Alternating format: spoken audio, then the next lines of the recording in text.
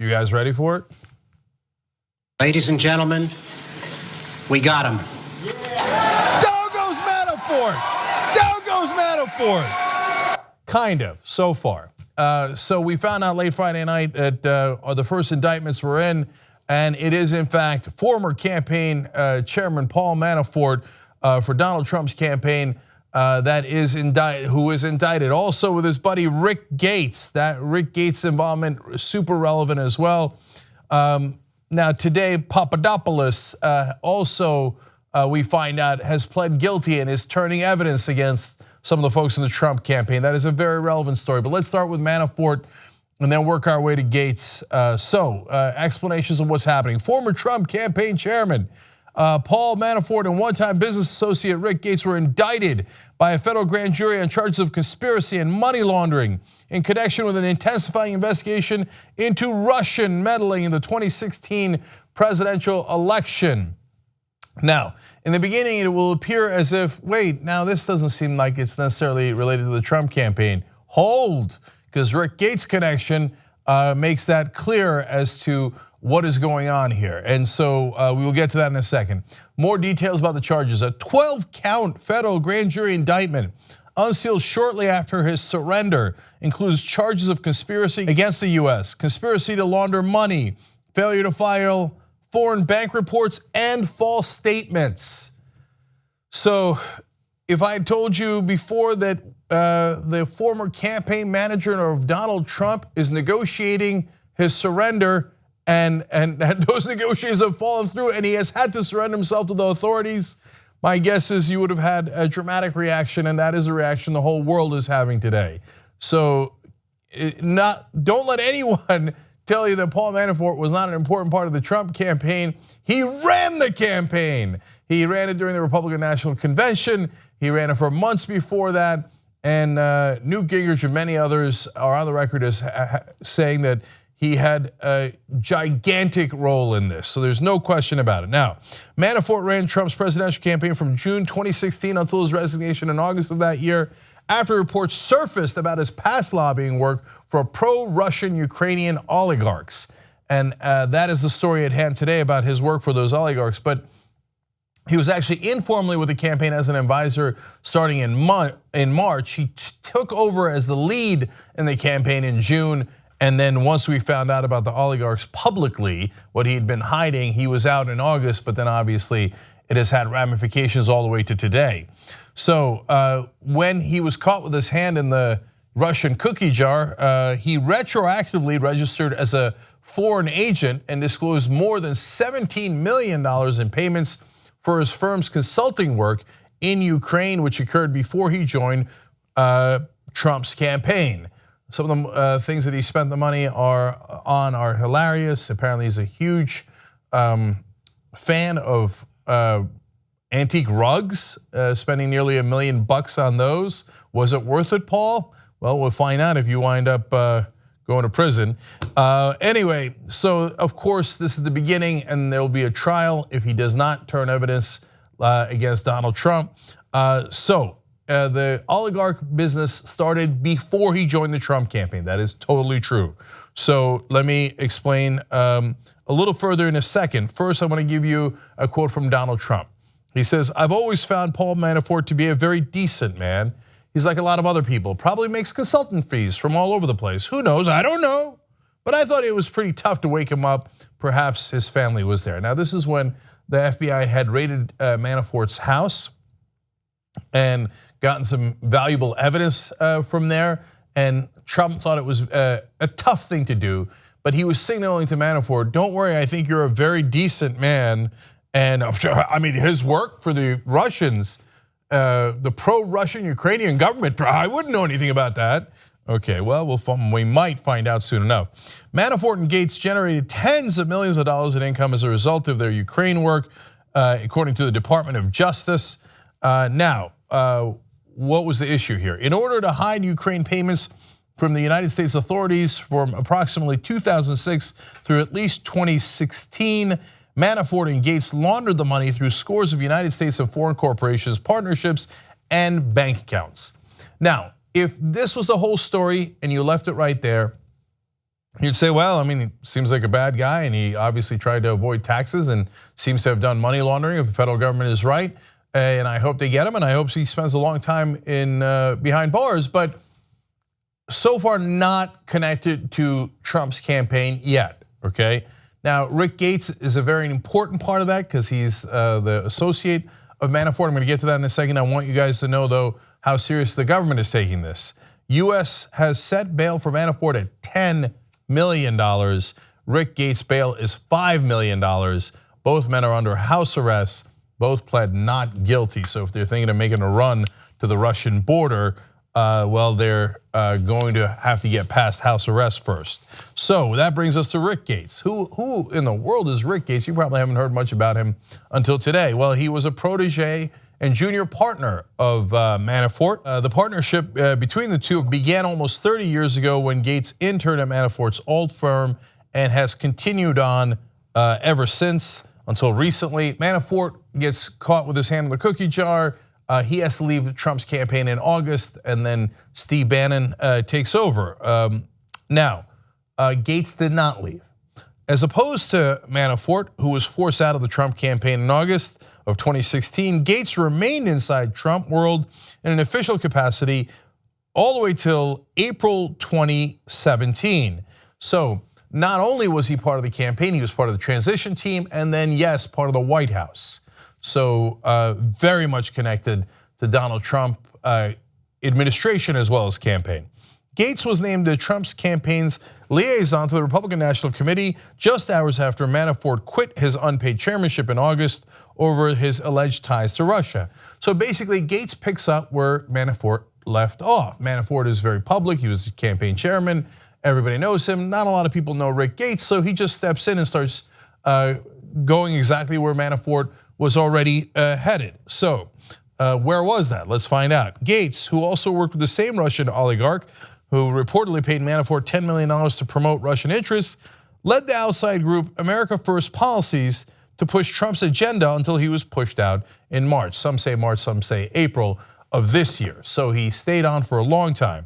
Now, Gates started working with Manafort all the way back in 2006, a year after the Republican strategist struck a deal with Oleg Deripaska. Okay, now this is one version of their partnership. Of course, Gates had worked with Manafort earlier too. Now, Deripaska is an aluminum magnate and a Vladimir Putin ally. Gates also worked with Deripaska, who has been denied entry to the US over his alleged ties to organized crime, to support a private equity fund started by Manafort's firm and quote, democracy building and party building in Ukraine. So let's pause here because this is very important. So Deripaska is an oligarch connected to Putin. They want to support the former government of Ukraine, which at the time was the government of Ukraine, that was a pro-Russian government. So what they want to do, PR for them, they want to support them in the US through lobbying, and several different ways that the Russians want to back the pro-Russian government in Ukraine at the time. So they hire Manafort and Gates to begin to do that, but they don't want necessarily their fingertips on it, and so, or fingerprints, I should say, on it, and so they're doing this behind the scenes. Part of the reason why Manafort and Gates don't report the money and don't register as foreign agents. If it was all on the up and up, there is a way to do that, and by the way, that's legal in America. You just raise your hand and you go, okay, I'm a foreign agent for the government of Sweden, Netherlands, it doesn't matter, right? And I'm doing some lobbying work for them, or I'm doing other work for them. But they did not raise their hand. They did it in the cover of darkness. And there was a good reason for that, because they were getting a ton of money funneled to them. And apparently Manafort, if you believe the special counsel, also was not paying taxes on it, which is another issue, okay? So, but there was this twist in this story, and I had reported this many months ago when we found out the work that they were doing for the oligarch. At some point they had a split with the oligarch, and then the oligarch wanted to chase them down throughout the world, and these guys stopped returning his calls because they had done some deal that was about a $19 million deal where Manafort and Gates, apparently based on their pattern, had decided, well, why not rip these guys off too, and just didn't do anything that they had promised they were gonna do, underhanded or otherwise. They just didn't do the work. Now, crossing Russian oligarchs is not a smart strategy. And so I was confused by it at the time, and I shared that with you guys. I said, look, I don't get it. So if they're working with the Russians during the campaign, why would they be doing that if they had a split with the Russians earlier? Now we have the answer, and the answer is incredibly important. So let me give you some of the details on that. The firm had pitched Deripaska on a $200 million private equity partnership focused on Russia and Ukraine. And the arrangement was set up in 2007 in the Cayman Islands. Gee, I wonder if they were trying to cover it up by putting it in the Cayman Islands. But the relationship had disintegrated by 2014 when Deripaska sued Manafort and Gates over $18.9 million in unaccounted funds intended for the purchase of a Ukrainian cable provider. In the story I reported a couple months ago, I told you, Manafort takes the money, he's like, oh, thanks for the 19. Oh, I'm gonna set up that cable thing right away. She's like, I'm not setting up any cable thing, just take it. And then put it into my account, and then we're done with him. And he stops returning emails and phone calls. Man, that takes some courage to do that. That's a really bad idea. And it turns out it is a bad idea, and they realize it later and have to make up for it. That's where the story connects to the Trump campaign and gets very interesting. A new trove of emails released earlier this month showed Manafort, who did not take a salary from the campaign, hoped to use his position with the Trump campaign to, quote, get whole with Deripaska. In other words, he owed the Russians money, and so did Gates. And they said, hey, don't worry.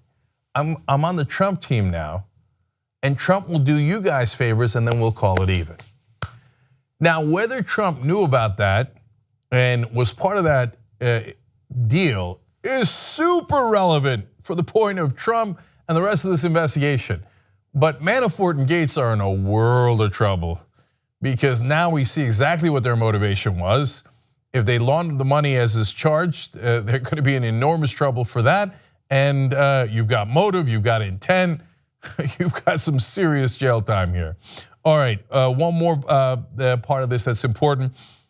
As Raw Story explains here, and I've shown you all the different places we're going, New York Times, Media, Raw Story, HuffPost, a lot of different people reporting on this story. In this case, Travis Geddes, he says, there's no evidence Manafort, who left in late August due to his ties to a pro-Russian political party in Ukraine, ever met with Deripaska during the campaign, but he did meet August 2nd with former business associate Konstantin Kilimnik in New York to discuss, quote, unpaid bills and, quote, current news. In other words, I'm on the Trump campaign, that's the current news. I've got unpaid bills to you guys, but I think we could make this thing whole. So I leave open the possibility as it regards to Manafort and Gates, because we got to work with the evidence that we have, okay, that Trump did not know that Manafort and Gates were trying to get themselves out of a $19 million debt they owed to a Russian oligarch tied to Vladimir Putin.